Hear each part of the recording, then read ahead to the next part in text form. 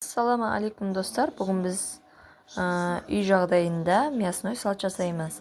Оған бізде қолда бар заттармен жасаймыз. Свекла, картошка, жұмыртқа, піскен ет.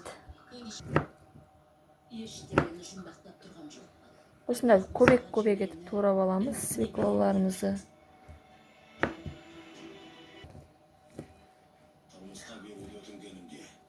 Осындай тауықты етін осылай турап аламыз.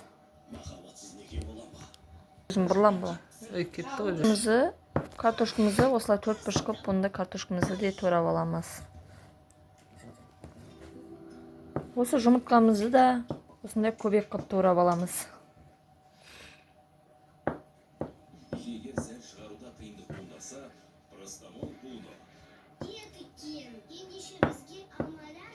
И осы турап болғанымыздың бәрін араластырып шығамыз.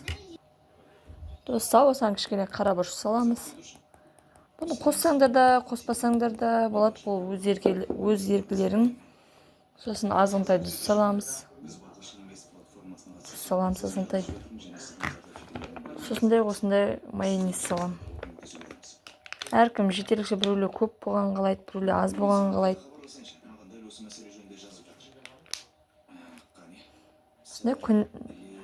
Күнде үйде жасауға болады.